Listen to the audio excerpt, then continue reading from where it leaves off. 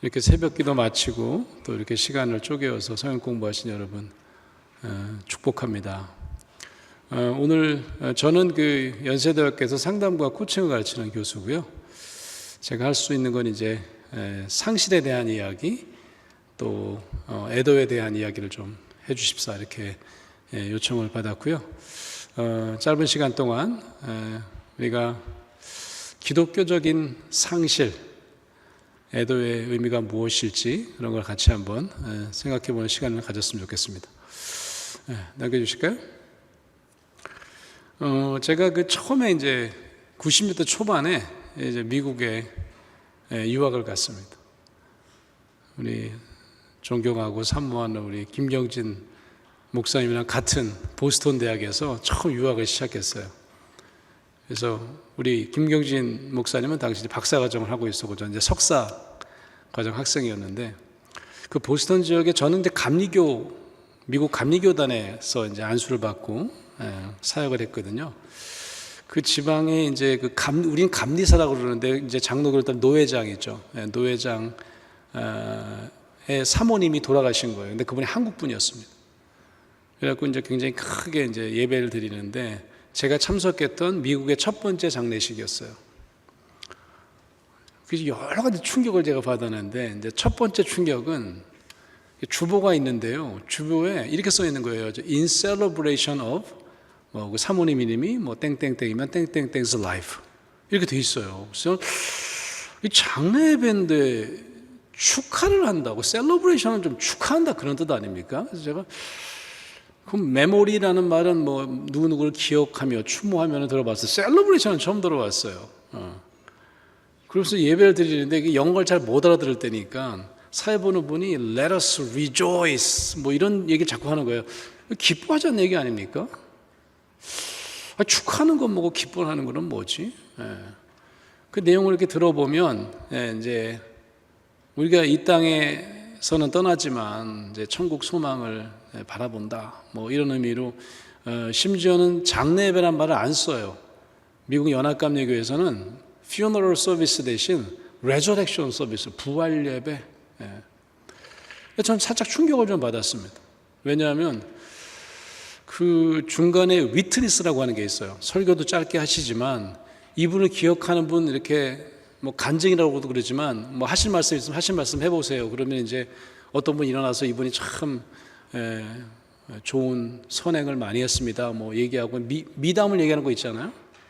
근데 재미있는 얘기를 하기 시작하는 거예요. 이분의 에피소드 중에 재미있는 얘기를 하기 시작하는데 그랬더니 사람들이 막 깔깔대고 웃고 난리가 났어요. 아주 문화적인 충격에 제가, 아니 장례식 맞아? 아니 아무리 그래도 그렇지 그분의 재밌는 이야기를 막 하고 웃고 막 떠들고 막 그러는 거예요. 맨 마지막에 이렇게 퇴장하면서 부르는 찬송이 Marching to Zion이라고 하는, 시온성 향하여 가세, 그거 아세요? 그거 제가 안수 받을 때 부르는 노래거든요. 딴딴딴딴딴딴 이런데 이거를 부르면서 맨 앞에 이제 그 감리사 노회장 분이 이제 앞장서서 퇴장하시는데 박수를 치면서 퇴장하시더라고요. 그 노래를 부르시면서 엄청나게 좀 충격을 받았어. 이야, 이게 서양적인 것도 좀 살짝 녹아 있고, 또 이 기독교 장례 예배라고 하는 게 천국 소망을 바라보니까 실제로 그 애도의 틈새가 없구나.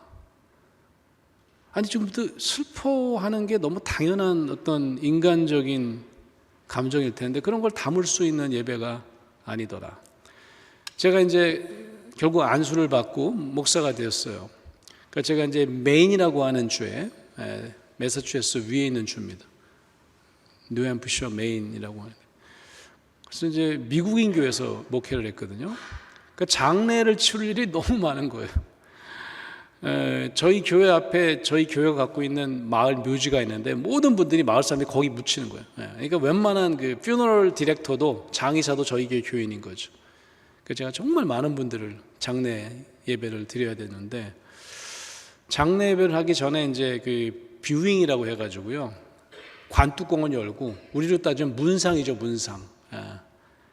뭐 영어로 wake라고도 그러고, 깨어난다는 뜻인가? wake라고 그러는지 모르겠어요. 그리고 저렇게 관뚜껑을 반쯤 열어놓고 완전히 열어놓는 경우도 있고, 화장을 합니다. 살아있는 사람처럼. 처음에 제가 이제 그 시신을 바라보면서 기도를 해드렸는데 막 무섭더라고. 살아있는 것 같아요. 그 너무, 아니 왜 서양 사람들은 이렇게 죽음을 수용하지를 못하지? 세상에서 한 번도 화장을 못 해본 남성도 돌아가시면 화장하는 거예요. 예쁘게. 내가 너무 무서워갖고 눈을 못 감겠다, 기도를 못 하겠다, 떨려갖고. 그랬더니 이제 선배 미국인 목사님 방법이 하나 있대요. 그러면 조용히 가서 얼굴을 한번 만져보래요. 그러면 딱 느껴질 거래, 시신인 게. 얼굴을 만지잖아요. 그러면 진짜 냉장고처럼 차갑더라고. 아니 그래도 그렇지 말이죠. 그러다가 이제 제가 장인어른이 돌아가셔가지고 유학 시절에 나와가지고 장례를 치른 적이 있어요. 석사 마치고서 바로 이제 장인어른이 돌아가셨는데, 한국은 염이라는 걸 합니다. 염. 시체를 꽁꽁 묶어요. 살아있는 사람처럼 저렇게 화장을 하고 막 깨끗하게 메이크업을 하는 거랑은 달리 죽어서 입는 옷은 평상복이 아니에요. 미국 사람들은 자기가 제일 좋아하는 옷을 입힌다고 그러거든요. 마지막에 그 수의를 묶는데, 꽁꽁 묶는데, 그때부터 이제 친척들, 특히 이제 가까운 이제 가족들은 다 들어오라고 하잖아요. 너무너무 고통스럽죠. 시신을 쫓매는 거예요. 나중에는요, 이 얼굴에다가 이 보재기 같은 거를 봉지를 씌우고 목을 조이더라고요. 이러면 거의 실신하게 돼 있어요. 저는 처음부터 너무 고통스러워갖고 막 눈물이 펑펑 나던데, 이제 처남이 있는데 아들이 혼자예요. 딸만 넷이고, 저희 처갓집이. 끝까지 안 울다가 이 얼굴에다가 보재기 쓰고 묶을 때는 거의 오해를 할 수밖에 없게 만드는. 그래서 저는 가끔 그런 생각을 해요. 우리 서양 문화에 비해서 한국 문화가 죽음을 받아들이게 하는, 수용하는 문화다, 이렇게 생각을 하게 되더라고요. 이 애도를 연구하는 사람에게 수용이라고 하는 것은 엄청나게 중요한 단어입니다. 넘겨볼까요? 굉장히 유명한 책이죠. 큐블러 로스라고 하는 의사 선생님이 사람이 죽어가는 것을 아주 오랫동안 관찰하면서 죽음과 죽어감, Death and Dying이라고 하는 책을 썼습니다. 그래서 이분이 죽음을 수용하게 되는 단계를 이분이 연구를 해서 5단계 이론이라는 걸 만들어내요. 처음에 죽음을 경험하면, 특히 예기치 않은 죽음을 경험하면 다 부정한다는 거예요. 나 믿을 수 없어. 그래서 예전에 왜 자녀를 잃은 부모님들한테 자녀가 어디 묻혔는지 안 알려준댔잖아요. 엄마한테 특히. 왜냐면 막 무덤에 가서 막 무덤을 파는 거예요. 막. 우리 아이 안 죽었다고 숨 못 쉰다고. 받아들이지 못하는 겁니다. 그러다 이제 서서히 막 화가 나기 시작합니다. 왜 나한테 이런 일이 일어났는지. 그런 다음에 이제 내가 일상을 살아야 되겠다, 그래서 이제 타협을 하고 결국은 깊은 우울감에 빠진대요. 그러다가 마지막에 수용을 하게 된다, 결국 받아들이게 된다는 거예요. 근데 이제 이 이론이 이제 많은 분들에게, 그러니까 특히 에도에서는 가장 클래식한 책인데, 그게 갑자기 우울했다가 이 오른쪽에, 여러분 쪽에서 오른쪽 맞죠? 오른쪽에 이제 그림을 보면 저건 이제 이분이 몇 번 이제 이거를 수정을 합니다. 왜냐하면 아니 우울했다 갑자기 이렇게 수용하는 게 가능하냐? 수용이라는 게 굉장히 긴 거 아니냐? 맞다. 수용이라고 하는 것이 굉장히 긴 프로세스다. 우울했다가 저게 그래프처럼 이렇게 막 우울했다가 다시 올라가는 데는 서서히 여러 가지 과정이 필요하다. 이런 얘기가 이분을 합니다.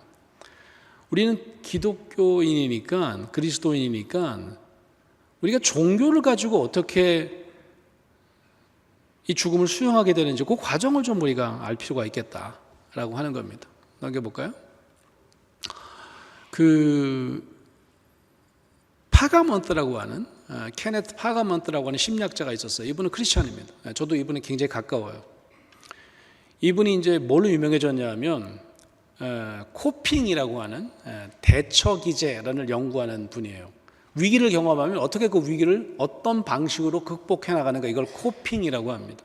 근데 이분은 뭘 연구했냐면 religious 코핑을 연구한 거예요. 종교적인 대처. 사람이 위기를 경험한 다음에 어떻게 종교를 가지고 그 위기를 대처하는가, 이런 걸 이제 연구한 거거든요. 이분이 이제 그리스도인들, 종교를 가진 사람들을 연구해 보니까 특히 죽음을 목도한다, 죽음을 경험했을 때 어떻게 이 위기를 극복하는지를 이분이 4가지로 구분을 합니다. 유형을요.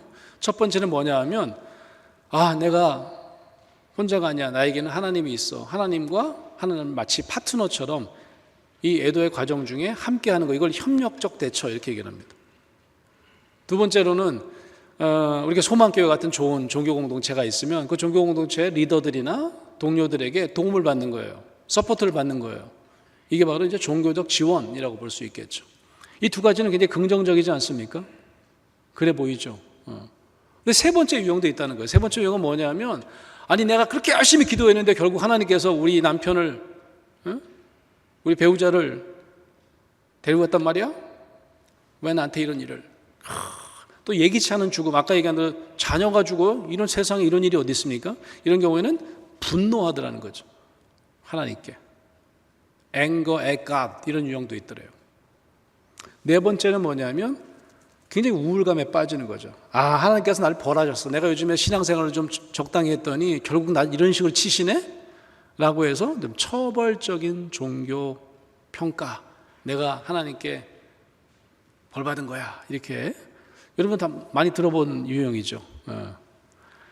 자, 앞에 2개는 좋아 보이고 뒤에 2개는 좀 나빠 보이죠. 그렇지 않습니까? 그러니까 이런 유형을 이제 이렇게 소개를 했는데, 이제 많은 후대 연구자들이 이 중에 하나만 할까, 우리가? 4개가 다 한데 섞여 있는 것 같은데? 이런 생각을 하기 시작합니다. 특히 저는 오늘 무슨 얘기를 한번 해보려고 하냐면 이 3번째입니다. 가장 나빠 보이는, 하나님께 대해서 분노하는, 이게 과연 그저 부정적인 유형이기만 할까, 아니면 우리가 수용으로 가는, 죽음을 은혜스럽게 받아들이는 단계로 가는데 굉장히 중요한 수순일까? 이걸 한번 같이 생각해 보자라고 하는 말씀입니다. 넘겨볼까요? 전 최근에 어떤 책을 썼냐면, 제가 워낙 이제 감정에 대한 관심이 되게 많은 사람이긴 한데, 예전에 분노 범죄가 막 일어났을 때 제가 어느 방송 강연을 하게 됐어요. 우리 연세대학교에서 했던 강연인데, 그때 분노 범죄가 너무 많이 일어난 거예요. 2015년인데, 워낙 저한테 부탁받은 주제는 한국인의 관계 심리였어요. 전체 주제가 한국인 우리는 누구인가, 이런 거였거든요. 광복 70주년, 작년이 80주년이었죠. 70주년 그런 행사로 SBS가 어느 기업에 돈을 받아서 10번의 방송 강연을 연세대학교에서 했던 겁니다. 근데 제가 그때 생각한 게 있어요. 한국 사람들이 또 유난히 좀 화가 잘 나는 것 같아요. 서양 사람들보다. 왜 그럴까? 이 나쁜 감정을, 분노 감정만 보면 나빠 보여요. 분노 감정은 위험해 보입니다. 사람 한 대 칠 수도 있어요. 잘못하면 감옥 가요. 그렇지 않습니까? 그래서 분노 범죄란 말도 나왔잖아요. 그런데 짝꿍이 있다는 거예요. 그 감정만 있지 않다는 거예요. 다른 감정도 우리가 함께 다룰 수 있어야 분노 감정 배후에 있는 진짜 감정을 다룰 수 있다, 그런 말씀이죠.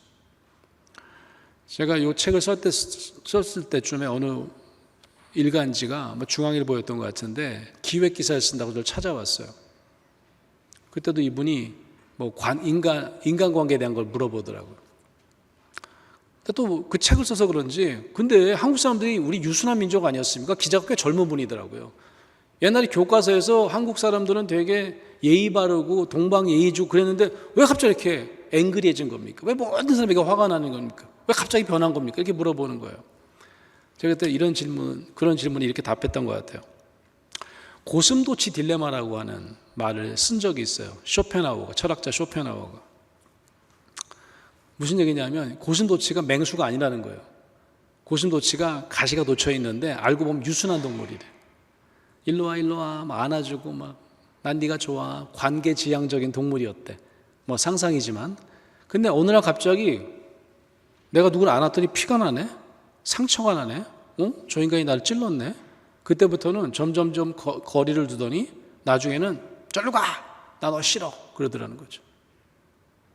우리 한국 사람들이 그런 거 아닌가? 사실은 관계지향적이고 관계를 굉장히 중요하게 생각하는 민족인데 자꾸 사람들이 날 찌르기 시작합니다. 그 다음부터는 우리가 내 관계 욕구를 충족시키는 것은 꿈도 꾸지 못하고 오히려 상대방을 밀쳐내는 갑자기 화가 나는 민족으로 변하고 있는 거 아닌가? 이런 답변을 제가 했던 기억이 있어요. 자, 이 얘기를 제가 왜 하느냐? 넘겨볼까요? 제가 그때 이제 방송 가게는 2015년에 했었는데 그 제목이 뭐였냐면 왜 우리는 뚜껑이 자주 열릴까? 뭐 이런 제목이었어요. 우리 한국 사람들이 뚜껑이 자주 그래서 제목이 좀 재밌어서 그런지 막 유튜브에서 뭐 조회수도 되게 높고 그랬었는데 제가 주전자 얘기를 한 겁니다. 여러분 주전자가 물이 끓잖아요. 보리차를 끓여볼까요? 예, 그러면 팔팔 끓으면 제일 먼저 뭘 하시겠어요? 제일 먼저 어떻게 하시겠어요? 불을 꺼야 돼. 맞아요. 그런 다음에 어떻게 하시겠어요? 뚜껑을 덮어요? 왜 덮어요? 열려 있는데. 좀 김이 빠져야 되지 않겠어요? 그 다음에 안을 들여다봐야지. 우리가 좀 보리차 끓이는 거 아니에요?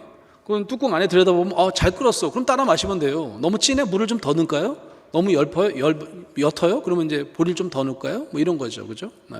따라 마신다. 그 안에가 진짜니까. 그렇습니다. 만약에 어떤 분이 아니 물이 팔팔 끓고 뚜껑이 열렸는데 불도 안 끄고 가가지고 야 너 뚜껑 왜 열렸어? 너 지금 뚜껑이 열릴 지금 군번이야? 어디서 뚜껑을 열어? 이러면 뚜껑이 좀 억울하지 않을까요? 왜 저한테 그러세요? 전 알려드렸잖아요. 전 시그널이에요. 전 신호예요. 무슨 신호일까요? 아내를 들여다보세요. 진짜는 주전자 이 몸통 안에 있습니다. 라고 하는 거죠. 마찬가지입니다. 뚜껑도 시그널이에요. 진짜 감정은 안에 숨겨져 있어요. 이런 시그널이다. 그런 말이죠.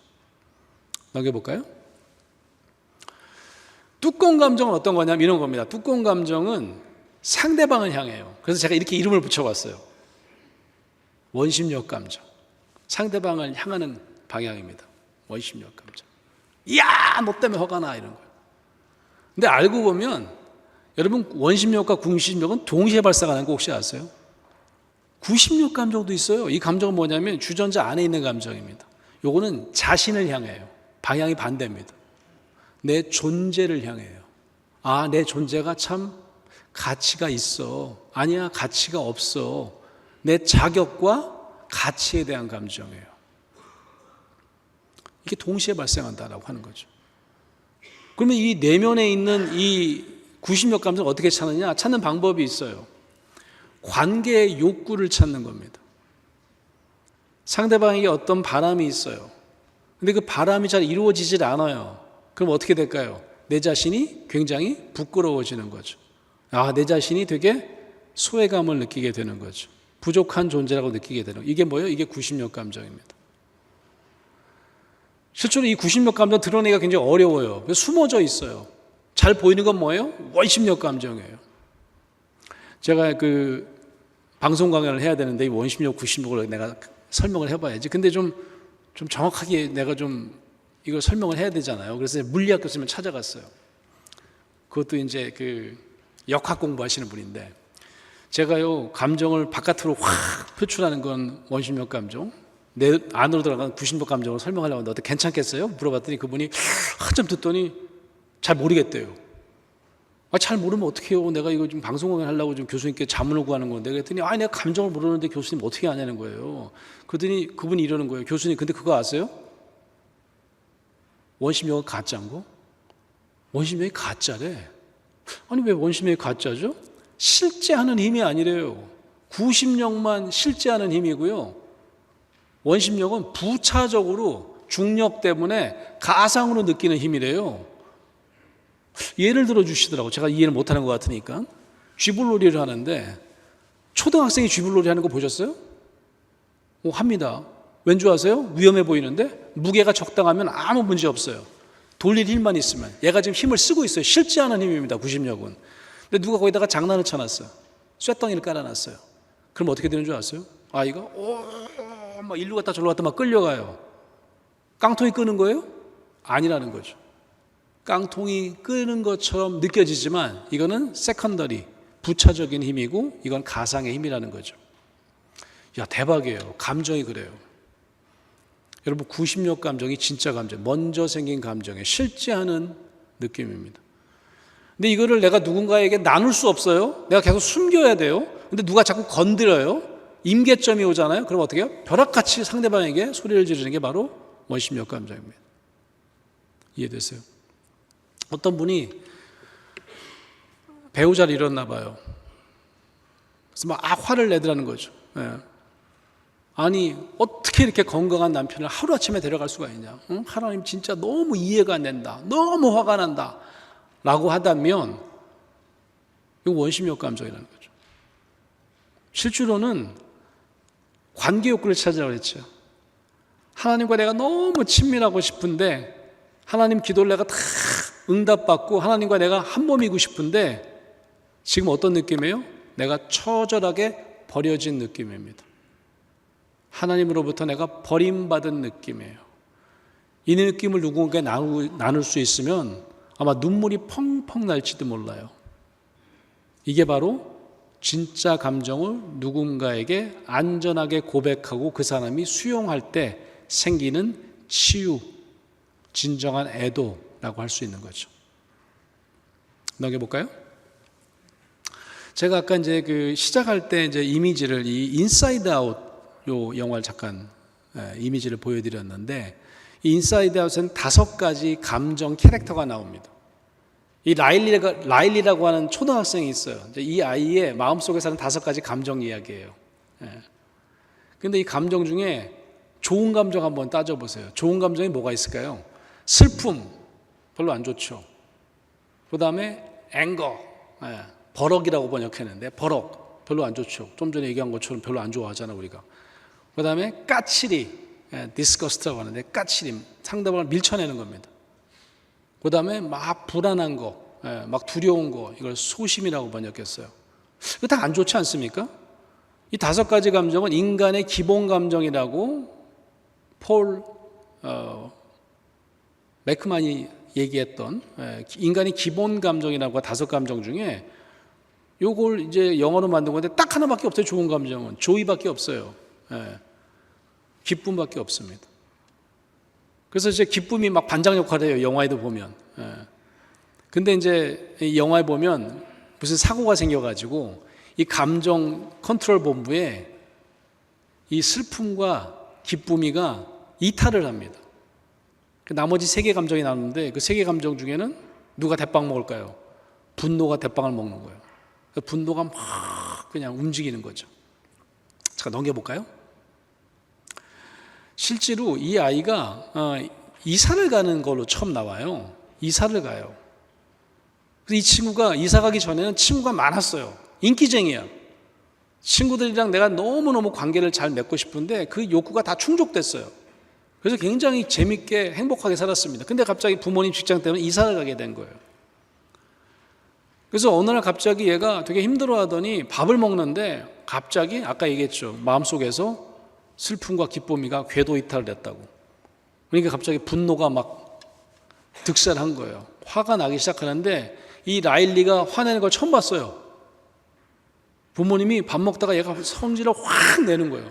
너무 놀랍니다, 부모님. 부모님이 되게 착한 분으로 나오는데 저희 이제 이미지 보면 저 눈깔 보세요. 응? 화를 내고 그러니까 막 너무 놀라가지고 응? 엄마도 아빠도. 근데 엄마 아빠가 너무 좋은 분이니까 화내지 않습니다. 무슨 일이지? 궁금해합니다. 무슨 일일까? 이 아이가 화를 내면 당연히 너 어디다 화를 내 못돼 처먹어가지고 이랬으면 아마 이 아이는 진짜 자기 감정을 못 꺼냈을 거예요. 알고 보니까 구심력 감정이 있었던 거죠. 저 오른쪽 끝에 있는 사진 보시겠어요? 저게 뭔지 아세요? 전학간 새 학교에서 친구들이 나를 별로 안 좋아하는 거야. 그래갖고 내가 좀 친구들과 말을 거는데 왜 이러지? 애들이 별로 그렇게 잘 안 받아주네요. 라고 해서 생기는 얼굴이 빨개져 있죠. 수치심. 아, 나는 그렇게 인기 있는 아이가 아니구나. 이제 나는 별로인가 봐. 라고 하는 구심력 감정을 느끼기 시작했습니다. 요거를 처음으로 얘기를 해요, 엄마한테. 야, 너무 외로워. 새로운 학교 와서는 아무도 나를 안 놀아줘. 라고 하니까 엄마 아빠가 아, 이 감정이었네? 라고 한번 넘겨볼까요? 이게 이 영화의 하이라이트 장면입니다. 아유, 일로 와, 우리 딸. 아유, 미안해. 엄마 아빠가 몰랐네. 라고 해서 엄마, 아빠, 아이가 세 명이 똑같이 눈물을 뚝뚝 흘리는 장면입니다. 그때 이 슬픔과 기쁨이가 궤도 이탈했다가 돌아오는데 슬픔이가 깜짝 놀라요. 이 영화 내내 이 슬픔이는 엑스트라처럼 저 구석에 있었거든요. 왜냐면 슬픔이는 나타나면 라일리가 불행해지니까 항상 길을 못 피고 이렇게 있었단 말이에요. 기쁨이만 혼자 막 난리치고. 근데 알고 보니까 슬픔이가 어떻게 해요? 너무너무 아름다운 치유의 장면인데 거기서 눈물 흘리는데 슬픔이라고 하는 자기 자신이 참 중요한 감정이었구나. 사랑하는 사람에게 나눌 수 있는 나쁜 감정은 결국은 치유 감정으로 전환되는구나 라는 걸 알아차리면서 이 영화의 마지막이 엑스트라였던 이 슬픔이 주인공으로 등극하면서 이 영화는 끝을 맺습니다. 혹시 안 보신 분 있으면 꼭 한번 보세요. 아이들 볼만한 영화가 아니라 우리 어른들이 볼만한 영화예요. 이제 2까지 나왔는데 자, 넘겨볼까요? 정리를 한번 해보겠습니다. 예수님께서요, 나사로의 죽음을 듣고 처음에는 마르다도 왔다가 마리아도 오는데 마르다랑 마리아랑 올 때 좀 차이점이 있습니다. 2번 와요. 예수님한테 빨리 가자고. 우리 오빠가 죽었다고. 두 번째는 막 눈물을 흘리면서 마리아가 옵니다. 거기서 예수님께서 반응을 하세요. 예수님께서 눈물을 흘리시더라. 뜨겁게 눈물을 흘리시면서 마리아의 마음에 공감하시는 장면이 나옵니다. 좀 이상하지 않습니까? 좀 이따가 살리실 거잖아. 죽은 나사로를 살리실 거잖아. 근데 뭐 하시는 거예요? 야, 걱정하지 마. 가자. 내가 살려줄게. 이러셔야 되는 거 아니에요? 왜 예수님은 그 눈물을 그렇게 지나치지 못하셨을까? 저는 예수님께서 이 땅에 오신 성육신 사건이 하나님께서 우리의 죄를 다 사하기 위해서 오신 것도 맞는 말씀이에요. 그런데 인간의 내밀한 고통을 공감하시기 위해서, 온몸으로 공감하시기 위해서, 온 실존으로 공감하시기 위해서 이 땅에 오셨다 라고 하는 거죠. 여러분, The Passion of the Christ라고 하는 영화 보면 이 멜 깁슨이라고 하는 배우이자 감독이 예수의 경험을 그대로 재현하겠다. 이게 그분의 모토였어요. 그래서 배우들이 영어로 연기하지 않습니다. 예수님이 진짜 썼다는 아람어를 배우게 해가지고 아람어로 대사를 쳐요. 배우들이. 예수님이 맞았던 채찍도 일자 채찍이 아니라 끝에다가 새의 뼈를 묶어가지고 한 대 맞으면 살점이 뜯겨나가는, 그때 당시 그런 채찍을 썼다는 거 아니에요. 그런 걸 고증을 해가지고 그런 채찍으로 예수님을 채찍질하는 그런 장면을 만들어요. 유일하게 여기서 연출가의 상상에 의한 장면이 있습니다. 그게 뭐냐면 예수님께서 골고다에서 마지막 숨을 딱 거두신 거예요. 그런 다음에 하나님께서 도대체 무슨 일을 하고 계신가에 대해서는 안 써 있어요. 천상에 하나님이 어떤 일을 했다고는 복음서가 증거하지 않습니다. 근데 갑자기 카메라가 위로 막 올라가더니 혹시 저 장면 기억나세요? 뭐가 몽글몽글 물방울 같은 게 만들어지더니 갑자기 지상으로 물 한 방울이 떨어집니다. 그래서 예수님이 있는 십자가 밑으로 바닥으로 쿵 하고 떨어지는 것을 슬로 비디오로 마치 원자폭탄이 터지는 것 같은 장면을 만들죠.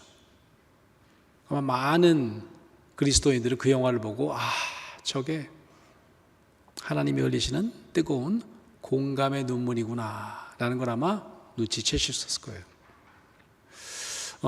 오늘 제가 마지막으로 애도의 공식 하나를 알려드리고 마치려고 하는데요.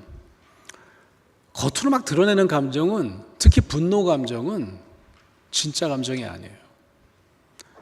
때때로 시편 기자들도 보면 막 하나님께 절규하고 하나님께 저항하는 장면이 나옵니다. 그거 못된 거예요? 하나님께 그렇게 화내고 그러면 안 되는 거예요? 아니요. 실제로는 내가 하나님과 너무나 친밀하고 싶고 하나 되고 싶은 강력한 관계 욕구가 있어요. 근데 그게 충족이 안 될 때 내 스스로 점점점 작아지고 하나님과 점점 멀어지는 내 존재감을 부여안고 그걸 누군가에게 나누지 못하는 상태다라고 하는 겁니다. 애도하는 사람도 마찬가지예요. 애도가 필요한 사람도 마찬가지예요. 아무쪼록 여러분 주변에서 막 애도를 잘 못하고 막 때로는 막 화를 내기도 하고 아니면 침잠하게 우울해 있는 사람을 만나시면 저분은 여러분을 필요로 하는 사람이다 생각하시면 돼요. 자신의 부끄러운 존재감을 가감없이 드러낼 사람이 필요해요. 그래서 이런 걸 뭐라 그러는지 아세요? 정신분석에서는 담아주기 이렇게 얘기를 합니다. 감정을 꺼내면 이게 되게 창피한 감정인데 부끄러운 감정인데 한 번도 꺼낸 적이 없는 감정인데 누군가가 이렇게 담아줘야 되는 거예요. 그런 사람이 필요한 거예요. being contained라고 얘기하는데 담아질 수 있는 그런 그릇, 그런 안전한 대상이 필요한 거죠. 그래서 사도 바울은 그런 말씀하셨나 봐요. 로마서에 보면 즐거워하는 사람과 즐거워하는 것은 어렵지 않습니다. 근데 슬퍼하는 자들, 우는 자들과 함께 오는 건 쉽지 않아요. 막 위로의 말을 던질 수는 있지만 그 사람과 함께 뜨겁게 함께 울어주려면 정말 그 사람을 있는 모습 그대로 그 감정을 꺼내놓을 수 있는 안전한 대상이 되어야만 그게 가능한 겁니다. 아무쪼록 우리 소망교회, 남성교회 여러분들은 이 땅에 정말 울고 싶은 분들이 너무 많습니다. 그런 분들이 소망교회 찾아올 때 그들이 정말 가슴에 숨겨지는 감정을 꺼내놓고 펑펑 울 수 있는 그런 안전한 대상으로 사시는 여러분 되시기를 주의 이름으로 축원합니다.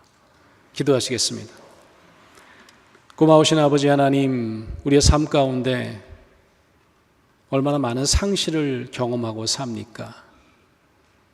하지만 우리 안에 숨겨져 있는 우리를 부끄러워하고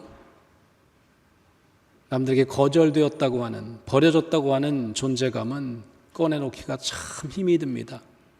때로는 이 존재감을 꺼내놓지 못하여 어머니에게 화를 내기도 하고 심지어는 하나님께도 분노하는 우리의 자신들, 우리의 이웃들을 발견합니다.